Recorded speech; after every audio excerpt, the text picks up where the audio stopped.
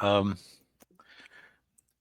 speaking of a violent streak and embarrassment, Uh, Daniel, I know that you're the Star Trek guy, but nobody made you watch Section 31 except yourself. I know. I had this feeling in the back of my mind that all the weeks while I was watching other stuff and thinking about the show, oh no, Daniel's going to force himself to watch Section 31 because out of some sort of loyalty or masochism or whatever. Probably more the latter than the former at this point. Yeah. So yes, I took 90 minutes out of my time to watch Section 31, which, yeah, it's for all the everything you've heard of it being really bad. What you have heard is true. It is really bad. It's this is not a good movie. So uh, before I get into too much of the plot, I kind of have to give a little bit of lore backstory. So, for those of you who don't know what Section 31 is, they're basically a Black Ops organization within Starfleet, and they carry out kind of dirty jobs and missions that really go outside of the mission and uh, the laws and the ethics of the Federation, because the Federation is this peaceful, wonderful utopia, and Section 31 basically goes against all of that. And they first showed up in on DS9. Um, Which is basically the least Gene Roddenberry of the original Star Trek shows. yes, it was. Yeah. Yeah. And they kind of presented it, but the way they presented it on DS9 was that uh, they were more like just kind of they operated in the shadows, like nobody had ever, like none of the characters in the show had ever heard of it. Uh, and so they're kind of more like, the way that they're in that show is very different than the way they are in this movie. Right, because it's like they are basically the antithesis of what Starfleet claims to be. So, of course, they would be a well-kept secret Yeah. that even most Starfleet officers wouldn't know about. Yeah, and they're not like flashy, and they're not like, just, like they're not some like poor man's Guardians of the Galaxy or Suicide Squad, or something along those lines. Um, if it was me making a Section 31 movie, I would have it be more like the miniseries that I watched, that I reviewed for the channel, called the Night Manager with Tom Hiddleston, something along those lines. Where it's not very, very less on action and more on the like cat and mouse, cloak and dagger aspects of it, which is not this movie. Yeah, tell us about this movie. Was it Everything Everywhere All at Once? No. No, it was nowhere close to that being that good. The so the movie kicks off, I guess, a few years after the events of, I want to say, like the third season of Star Trek Discovery, where Right before they went into the really far future. or I want to say I think they were in the very, very far future, but then Philippa Georgia, who, by the way, this version of Philippa Georgia is from the Mirror Universe. She's not our version of because our version of Philippa Georgia died in the first episode of Discovery, and so she ends up going back to the 23rd century, and it's a few years after that where she was supposedly working for Section 31, but then she left, and now she's running a space station out in the middle of nowhere, outside Federation territory. She's kind of like, if you played the Mass Effect games, Arya Talok. Kind of a similar thing going on with her. And one of the things you have to realize about her is that she is, as they called her on Rutherford Media, she's the space version of the mustache leader of Germany in the 1930s and 40s.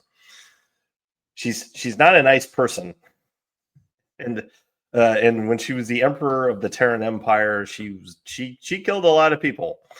And at the beginning of the movie, you actually see how she becomes the emperor, and it's bizarre and stupid.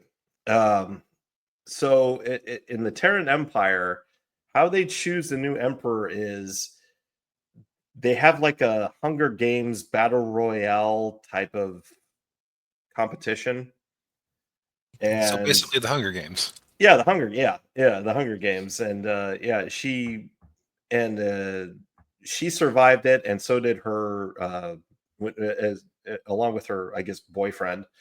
And the last test of it is of to become the emperor is they have to cut all ties completely off, all personal ties. So she returns to her family and subsequently poisons them to death. This includes her parents and her younger brother. And but her boyfriend didn't do that, and then so she becomes the emperor, and she makes him her slave. And then we flash forward to when she's on the space station, and then we have a team of Section 31 goofballs who show up. And they're originally the plan was to like knock her out so that they can get their hands on a space MacGuffin. But she spots them from a mile away, because it's just the way it is. And so we meet this just absolute dumb cast of characters. We got Alok Sahar, who's a guy who's the leader of the team, and he's actually a human who was turned into an augment, and he's from the 20th century, and he was in cryogenic stasis, like Khan, and then they woke him up. And then we got another guy who's a Kamaloy, who's a shapeshifter, and the only other time we've ever seen one of those species was in Star Trek 6, with the woman who's a shapeshifter that helps Kirk and McCoy bust out of prison. And I forgot about her. Yeah, she was played by David Bowie's wife. And then we had this other guy who's like a cyborg.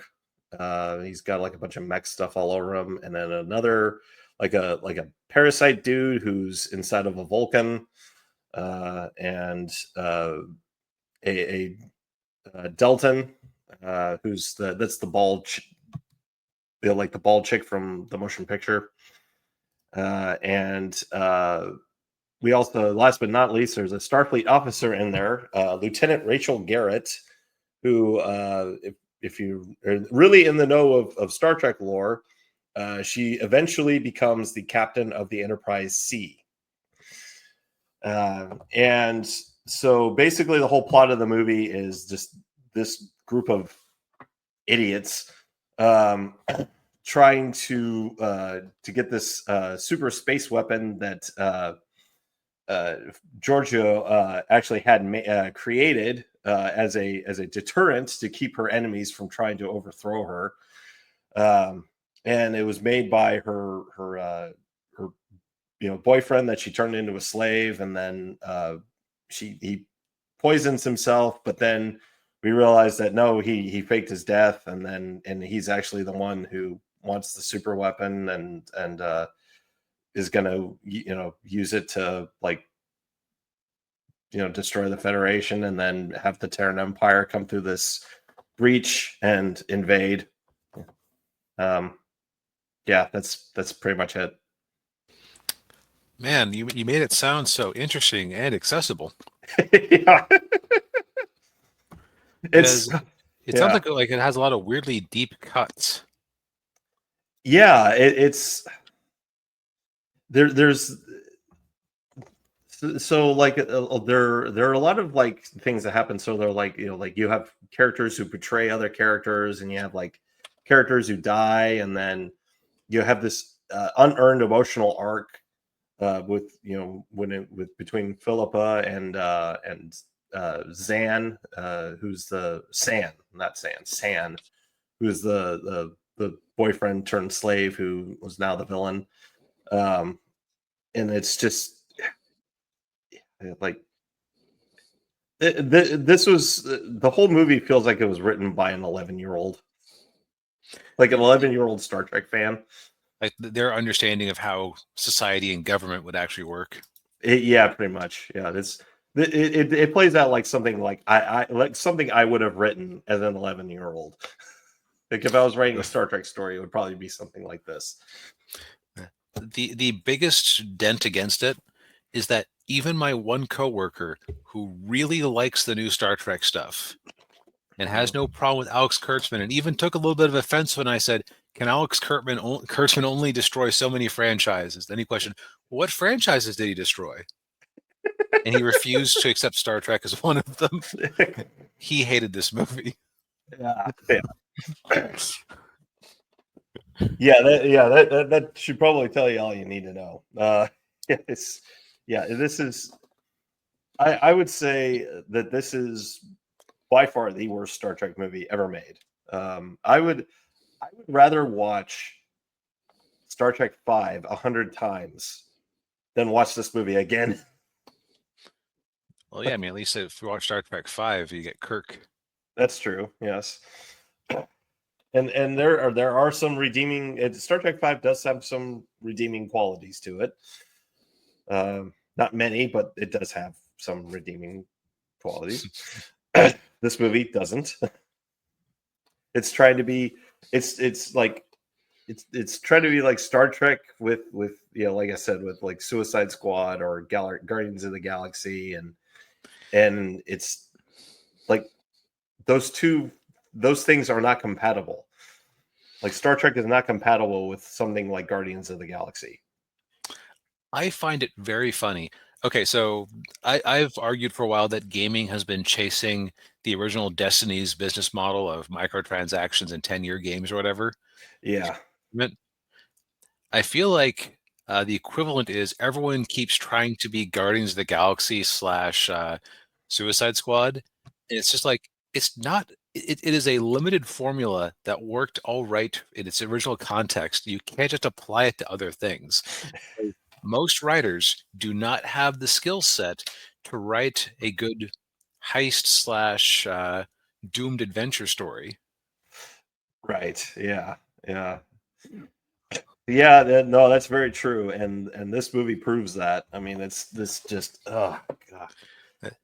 Like there is a fine art to writing an unlikable character and making you root for them. And I feel like people just go, "Oh, well, Harry Dresden pulled it off, and I liked House." So yeah. So I can pull it off. Sure, I'm talented, aren't I? No. Yeah. The current people like Kurtzman and all the other people that running Star Trek now, like they're obsessed with the darker aspects of the lore of the franchise. Like they're obsessed with this character for some reason. I don't know why. I think it's partially because they got an Academy Award-winning actress, and Michelle Yeoh is a fine actress and probably fun to have in your production, but let the character go. Yeah.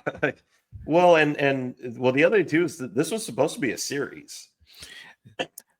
And Yeah, then, it's the classic fate of the failed pilot to be turned yeah, into a movie. yeah, and well, and the other part of it too was Michelle Yeoh winning an Oscar. Like she said, I'm not going to do this unless you give me a lot of money. So basically, well, we already gave her a lot of money. Sunk false fallacy. Here we go. Yeah, exactly. But yes, avoid this movie at all costs.